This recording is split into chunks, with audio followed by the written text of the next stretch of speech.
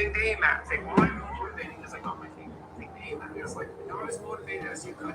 So you know the impact thing to run away from. Because if you really want to be motivated, you want to be going somewhere, and you want to be not going somewhere else. You got to aim at something, otherwise your life is meaningless. Well, what should you aim at? Well, pick something. Aim at it. As you move toward it, you'll get wiser. Then maybe your aim will change. That's okay, but at least it'll change in an informed way. Discipline yourself in one dimension. See what happens. In some sense, like physically, the analogy is in life, in sports, you're setting forth the aim and then changing your perceptions and your actions in pursuit. And then you also generally do it well. That's also the game as well. Okay, so once you get your goal structure set up, you think, okay, if I could have this life, looks like that might be worth living, despite the fact that it's going to be anxiety provoking and threatening, and there's going to be some suffering and loss involved and all that. The goal is to have a vision for your life such that. Let's go, let's go. There we go.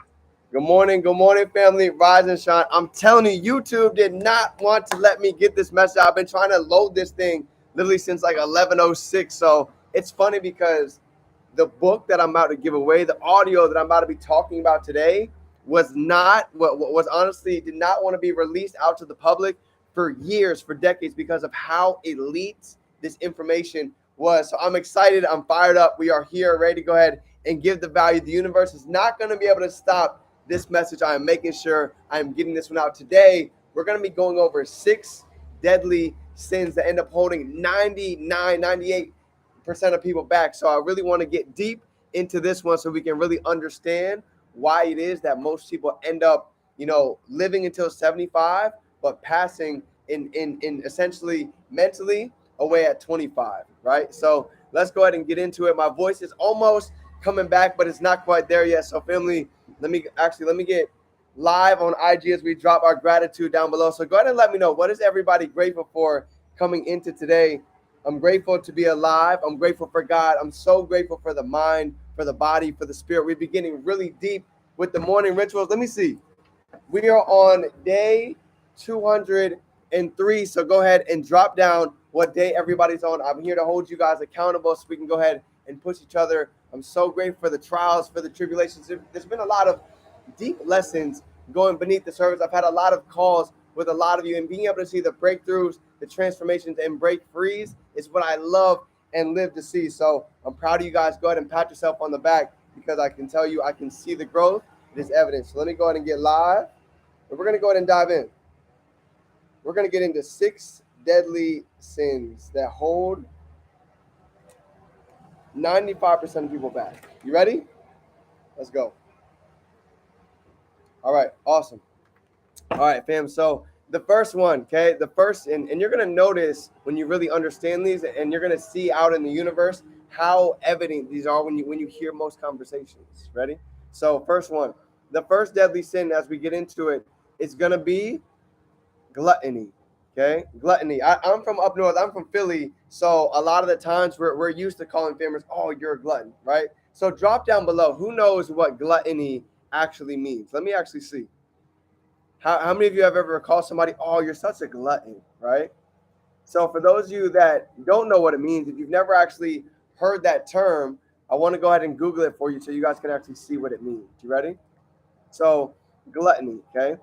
Gluttony, the definition essentially is basically an excessive greedy eater, right? Somebody who's always looking for more, right? So gluttony, we all know people like this. So even for my journey as well, I've noticed these are big keys that most of us along the way, we don't pay attention to. That's why I've seen so many end up making a little bit amount of money, and they stop being a student. They stop plugging in to the information, to the Zooms. And I get it. I've been there, right? I've made a little bit of money, and I thought, I've heard this information so many times. I've heard this Zoom. I've heard this training before. Why do I need to even be able to plug in and listen to it? You see, family, there's a big difference, right, between knowing and between doing, right? So there's a huge difference. So for me, I'm never going to get too big for the small things. I'm never going to keep wanting more, not understanding that if we want more, right, if we want to get to another level, we need to become more, right? So that's huge. Number one is going to be gluttony. So if you've ever heard or called somebody a glutton, drop some twos down below. I don't know if it's just an up north thing but definitely know about gluttons. Number two, number two is going to be greed. Okay, greed. Greed is kind of similar to glutton, right? In glutton, we're normally talking about food, somebody who's always wanting more. Greed is pretty similar. So I want to go to Google and I want to also look up the definition for greed so we can really get deep. Because when you start to look at words, you start to look at the root of words, you understand things at a deeper level. Okay. Greed, the intense and selfish desire for something, especially wealth, power, or food. Right? Let me read that again because you got to pay attention. The words are very important here. Greed, intense or selfish desire for something, especially wealth, power, or food. Okay? I don't know if you guys know this or not, but when you really start to pay attention, the world works as you start to understand it. What do I mean by that? Okay? When it comes to making money, right? There's a right way to do it, there's a wrong way to do it, right? We've seen a lot of people who are millionaires, who are billionaires, even who maybe be trillionaires because of being selfish, right? Because of being greedy for themselves. So I want to give you guys my definition of a leader, okay? When I used to look at leaders before, it used to be all the materialistic things. They've got a great house, they have these really cool cars, they're traveling all over the world. But let me ask you this question. How many of us know somebody or we've seen somebody that's successful, but they're still an asshole? Drop a five down below if you guys know somebody like that. You've seen somebody that's successful, but they're still an a-hole, right? So as I started to grow through entrepreneurship, as I started to really get around high level leaders, success to me, a real leader to me, started to change in the way that I saw it, right? A real leader to me began to transform into somebody who really leads, somebody who really shows the way, knows the way, and goes the way. Somebody who really cares about people. Somebody who is really there to actually go ahead and answer questions. Somebody who's really there to go ahead and show that if somebody else can do it, anybody can go ahead and do it as well. Somebody who can go ahead and put others in the front of the room to show that they can step into their highest version of themselves. Because at the end of the day, a leader is never about being a king. It's never about being a queen. You know what the truth is? A real leader is about being a king or a queen maker, right? I want to ask everybody a question. I was thinking about this yesterday because as I was going through this training, if I were to give you guys, right, let's just say you got blessed right now. You got blessed and you walked outside and you went in your mailbox and you had a $5,000 check in there. You had a $5,000 check. I want to ask you something.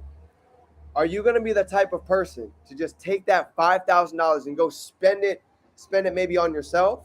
Or are you going to take that 5,000, you're going to take a little portion of that and go give it away? Go give it to charity. Go be nice and give it to somebody who needs it. Go buy a couple books and go bless somebody with that. That one answer to that one question is everything.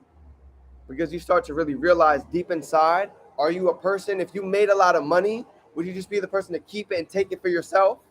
Like if you got a bunch of referrals right now, if somebody referred 10 clients to your business, 10 people to go ahead and join your organization, would you go ahead and give that person a referral fee, or would you just go ahead and take all of that for yourself and not do anything, right? I've started to realize life is about giving back. Life is about giving. If we only think about ourselves, we'll only ever have enough for ourselves. But if we're constantly thinking of service, how can I give back? How can I pour in? How can I take some of what I have and be able to pour into somebody else? That's where real fulfillment comes in. That's where legacy happens. That's where real transformation begins, right? So this is big. So number two is going to be greed. So I never wanted to be the person that stopped being a student, that stopped plugging in, that started saying, "Oh, I have everything, but I always want more." If you're always focused on the destination, we'll never actually understand the power of the journey. The person that we become along the way is way more important than just the thing that we go get, the trophy that we hold, getting on stage. Yes, being on stage is phenomenal, but it's about the journey of who we become to be able to actually be that person to then stand on stage and speak. Okay, so greed is big. Most people let greed get to their head. Number three, I love this training. It's such a great one. Number three is going to be sloth. The third deadly sins of most people is the sloth syndrome, right? What do I mean by this? Very few people actually have a real sense of urgency, right? Very few people have a real sense of urgency. If there's two big things that I've noticed in top one percenters, you ready? Number one, they have an extremely high level of belief for themselves. They have a vision for themselves. They can see somebody that's not even there physically. They can see themselves on stage. They can see themselves dressing in a suit. They can see themselves giving back to their family. They can see these things before it even happens. So their belief level is way higher than where it is that they're at in the physical world. So number one is belief. Number two, their sense of urgency is just different, right? Let me ask you this: if whatever goal that we had written down for February, what if we condense that goal into a week goal? I'll give you an example. Let's say we made a list of 50 individuals to contact and reach out to for the month of February. What if we condense that list into a week's time to be able to weed out the serious from the curious? That's the goal, right? Wouldn't you want to know who's serious from the curious now than wait 6 months down the line so we can really go ahead and start creating transformation testimonials in that half a year? So sloth syndrome. So many are waiting for the perfect time. So many are waiting for the perfect moment to commit. That used to be me, right? And truth be told, I still go through this, family. Nobody's perfect. Even for myself, they call it analysis paralysis, right? Waiting for the perfect time to create a live trading account, waiting for the perfect time to go ahead and put out ads out for their e-commerce store, to go ahead and now, so family, for e-commerce, Valentine's Day is over. The individuals that wait to go ahead and put out the new spring products, the individuals that wait to get on the trainings, to get on Go Live, to see all the new drops that we're about to plug into, are going to wonder why is everybody seeing success and I feel like I'm stuck?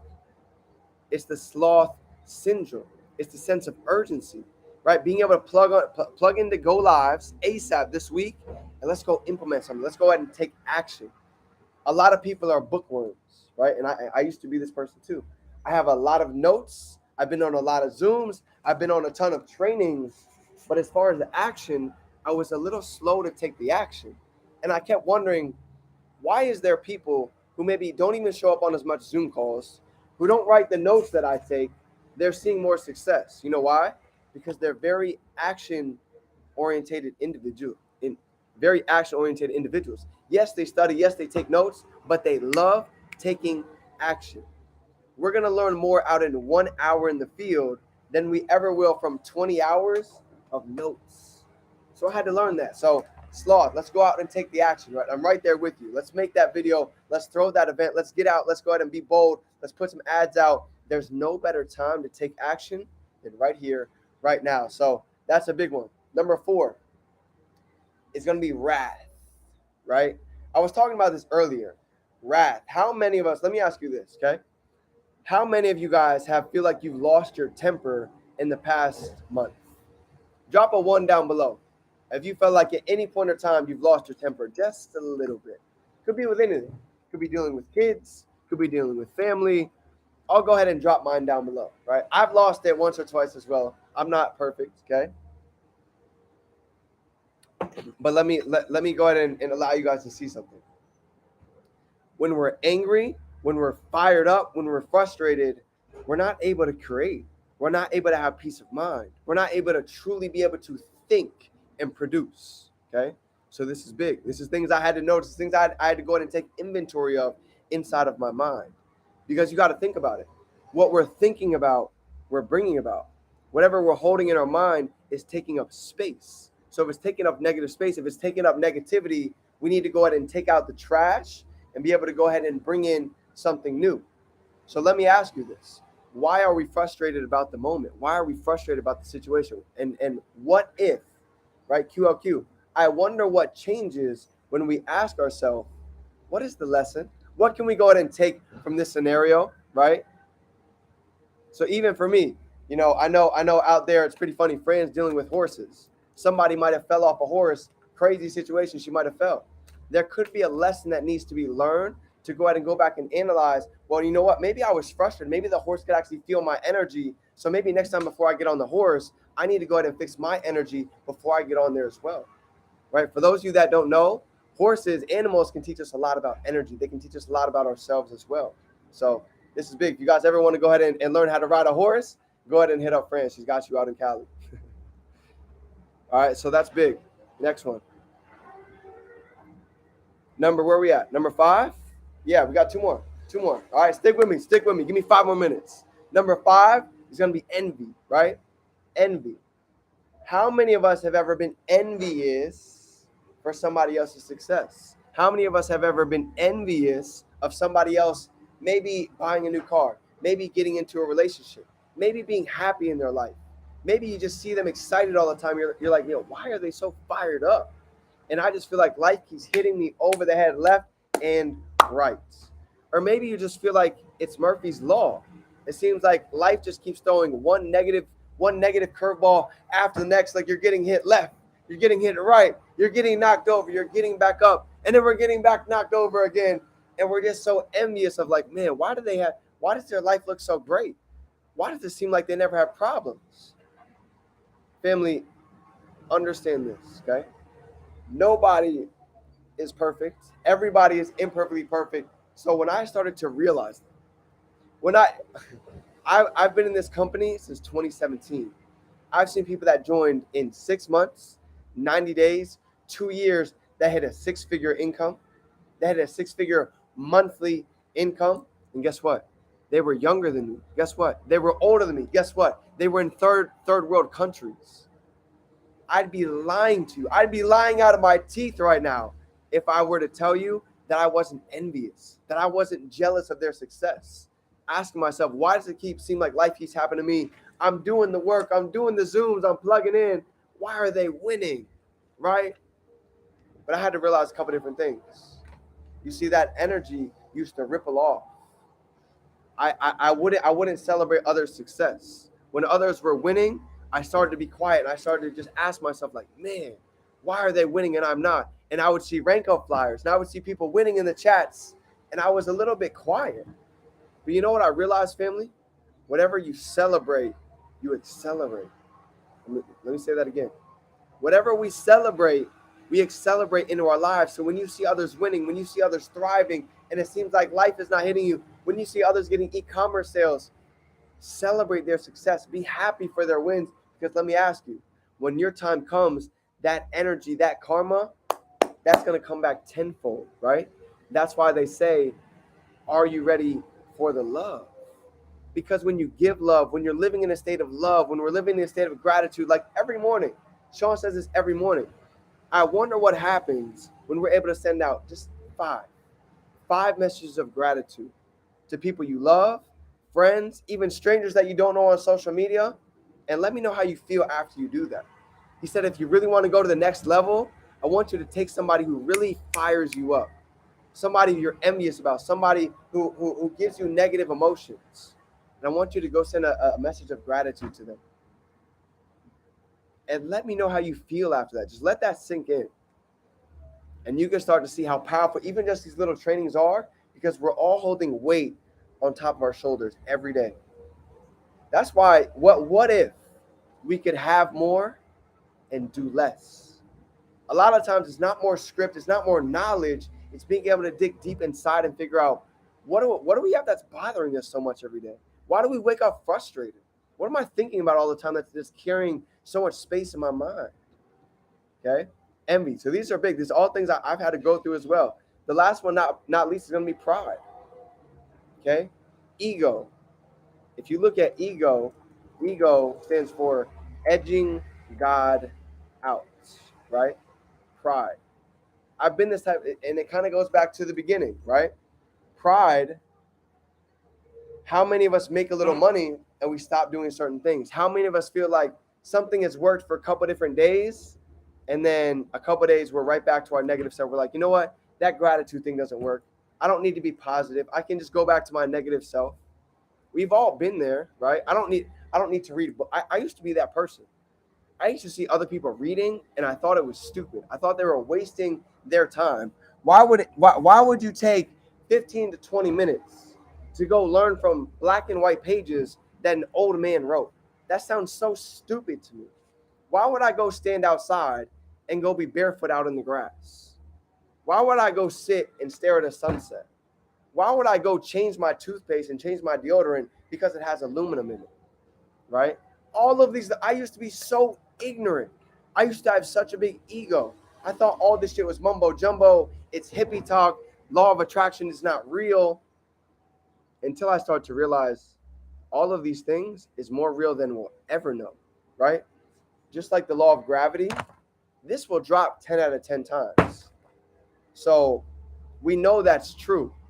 But when it comes to laws of the universe, people think it's mumbo jumbo. They don't think it's really real. They think that's just way out there, right?